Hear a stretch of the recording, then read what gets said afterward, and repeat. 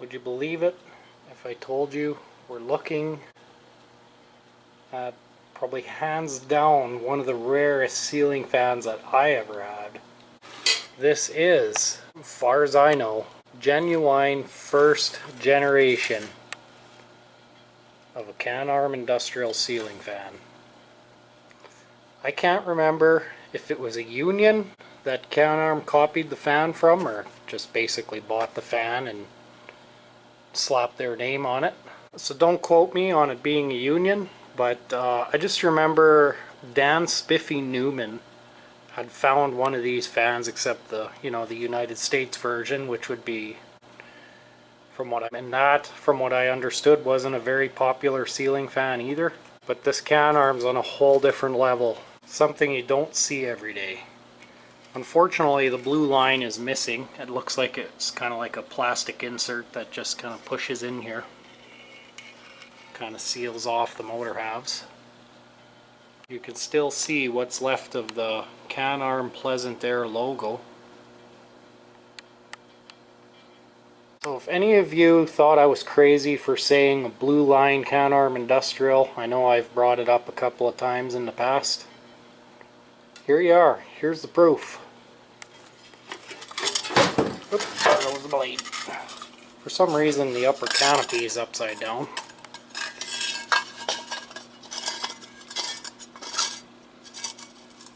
Big fat canopies on her. And a very wide motor. And actually it's pretty thick too. I've never seen one of these up close. I've only seen them from a ways away. There's actually two in my hometown. There's a 36-inch like this at an old bakery, and then there was a 48 or 52-inch version in my mechanics high school class. It was over in the college, which was connected to our high school. That's the only time I've ever seen a version of this fan larger than a 36-inch, because I've seen the one at the bakery and Jean 2291, although I don't think he goes by that name anymore. But it was on like the vintage ceiling fan forum or something. He had taken a picture of one. And that's like the only recorded sighting of one on the internet, as far as I know. I used to be real hardcore and looking up ceiling fan stuff, but I don't really do that much these days. So forgive me if I'm wrong. Maybe there's more sightings now, but I know other than seeing those two, they just basically didn't exist. And I think I'm just kind of lucky and actually have a couple in my town.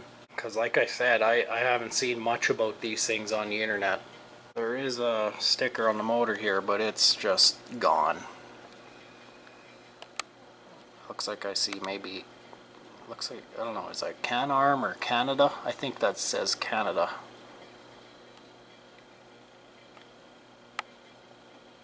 There's just no making out anything on this sticker. Well, it's like a metal sticker. Oop, it says history here. I don't want to rip it apart.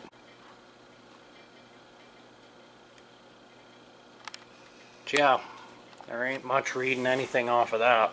And unfortunately, as you probably guessed, this thing is lock solid. The rotor here is probably just totally welded to the stator. I mean, it's even so far as to have a few holes here. I don't know, I think that's just white metal. It's pretty heavy. Not quite as heavy as I thought it would have been, but yeah, look at that, eh? Just right through. So this motor's probably been plumb full of water multiple times. I mean, it's even got moss growing in it, so it probably, was covered, sitting behind someone's building for just probably like 30 years. I was only able to find one blade.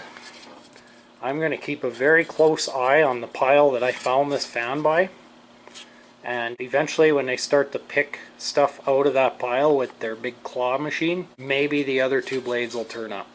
If I can find the other two blades, I kid you not, I think I might actually try to get this thing to work.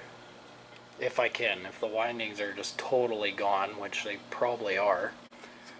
Yeah, with one blade, I don't think I'm going to put that kind of effort into this thing. I'll just keep hoping I find another one in better shape someday. But yeah, here's a close-up of this blade. I would say it's quite skinny. It's a little wider than my hand, I guess. Just trying to think of a reference.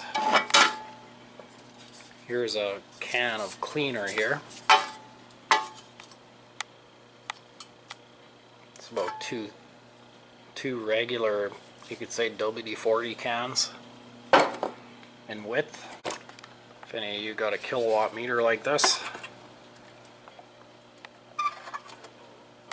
Pretty much 2 kilowatt meters width. I don't know, the blades don't really look like they'd be any wider than a modern day Canarm industrial. Although the motors are quite a bit different. Fairly impressive pitch to it too. So if you were looking at the side of this fan, you would see that much blade. Of course this blade is a little bit mangled, but I think for the most part it's retained its natural curve, you know. So if we look at the bracket there, it's straight, and then, you know, I know it probably did curve down a bit here at this lip or whatever.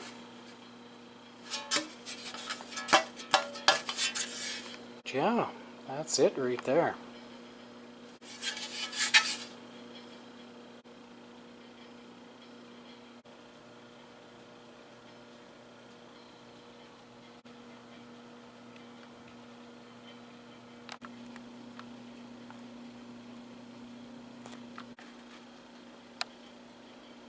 Trying to give you guys an idea of how it would look if the blade was actually attached.